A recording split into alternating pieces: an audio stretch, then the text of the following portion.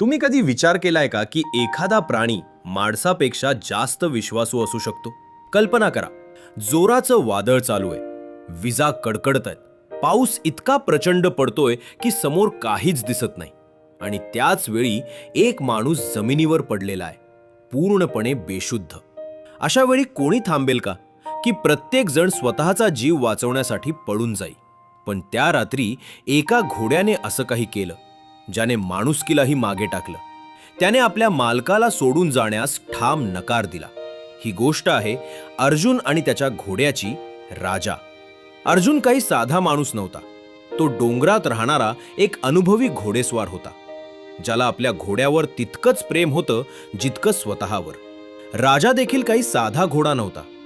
तो फक्त एक प्राणी नव्हता, तर अर्जुनचा सगळ्यात जवळचा मित्र होता. दोघांमध्ये असा एक नातं तयार झालं होतं ज्यात शब्दांची गरजच पडत नव्हती. एक छोटासा इशारा झाला की राजा समजायचा, आणि एक हलकीशी आवाज झाली की अर्जुन समजायचा.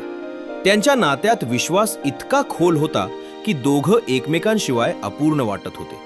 म्हणतात की खरी नाती तीच असतात जी कठीण वेळेत साथ देतात. पण प्राणीही असं करू शकतात का, की हे फक्त माणसांच्या जगातलं बोलणं आहे? हा प्रश्न त्या दिवशी कायमचा बदलला. एक दिवस अर्जुनला एका महत्त्वाच्या कामासाठी डोंगराच्या दुसऱ्या बाजूला जायचं होतं. सुरुवातीला आकाश स्वच्छ होतं, हवामान छान होतं, सगळं शांत वाटत होतं. पण डोंगरात हवामान कधी बदलतं हे कोणी सांगू शकत नाही. रस्त्यात अचानक आकाश काळं पडायला लागलं. जोराच्या वाऱ्यांनी सुरुवात झाली आणि काही मिनिटातच भयंकर वादळ आलं. पाऊस इतका जोरात पडत होता की पुढचं काहीच दिसत नव्हतं. विजांचा आवाज इतका भयानक होता की मन हादरून जात होतं. पण अर्जुनला घरी पोहोचणं गरजेचं होतं, म्हणून त्याने राजाला पुढे जाण्याचा इशारा दिला. रस्ता आता खूप घसरडा झाला होता.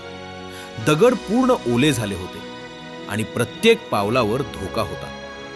राजा खूप सावधपणे चालत होता, प्रत्येक पाऊल विचार करून टाकत होता. पण अचानक एक जोराची वीज कडकडली आणि त्याच क्षणी राजाचा पाय एका दगडावरून घसरला. अर्जुनचा तोल गेला आणि तो जोरात जमिनीवर पडला. पडताच अर्जुन बेशुद्ध झाला. त्याचं डोकं दगडावर आपटलं होतं आणि पाऊस अजूनही थांबायचं नाव घेत नव्हता. वादळ अधिकच भयंकर होत चाललं होतं. आता प्रश्न होता की राजा काय करणार? तो स्वतःचा जीव वाचवण्यासाठी पळून जाईल का, की तो आपल्या मालकासाठी थांबेल? राजानं अर्जुनकडे पाहिलं. त्याच्या डोळ्यात भीती होती, पण त्या भीतीपेक्षा जास्त काळजी होती. तो हळूहळू अर्जुनच्या जवळ गेला. त्यानं आपल्या नाकानं अर्जुनाला हलकेच स्पर्श केला, जणू तो विचारत होता, उठ, सगळं ठीक आहे ना? पण अर्जुन काहीच हलला नाही.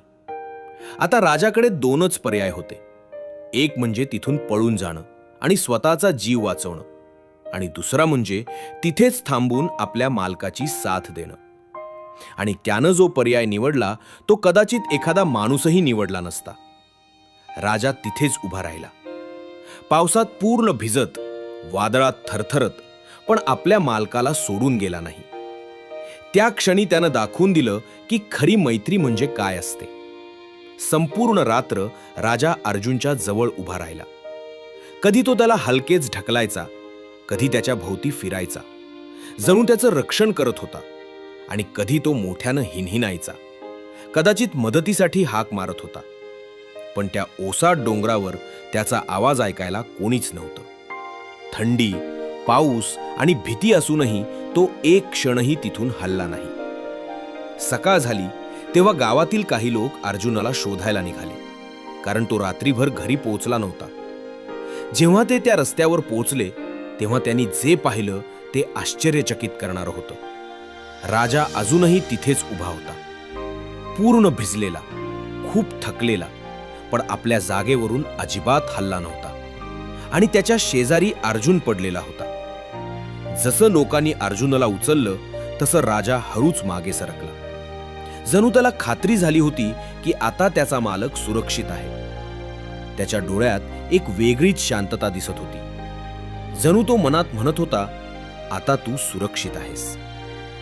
अर्जुनला गावात आणलं गेलं. त्याच्यावर उपचार झाले आणि काही दिवसांनी तो पूर्णपणे बरा झाला. पण जेव्हा त्याला त्या रात्रीबद्दल सगळं समजलं तेव्हा त्याच्या डोळ्यात पाणी आलं. त्यानं राजाला घट्ट मिठी मारली आणि भावूक होऊन म्हणाला, तू फक्त माझा घोडा नाहीस, तू माझं कुटुंब आहेस. त्या क्षणी त्यांच्या नात्याची खोली आणखी वाढली. ही गोष्ट आपल्याला एक मोठा धडा शिकवते की खरं साथ फक्त शब्दांमध्ये नसतं, ते कृतीत दिसतं. खरं साथ तेच असतं जे कठीण वेळेतही साथ सोडत नाही. आजच्या जगात जिथे नाती अनेकदा स्वार्थावर आधारलेली असतात, तिथे एक साधा प्राणी आपल्याला शिकवतो की खरी निष्ठा आणि मैत्री म्हणजे काय असते. त्यामुळे पुढच्या वेळी जेव्हा तुम्ही मैत्री किंवा विश्वास या शब्दांचा विचार कराल, तेव्हा या घोड्याला नक्की आठवा, ज्यानं भयंकर वादळातही आपल्या मित्राला एकटं सोडलं नाही.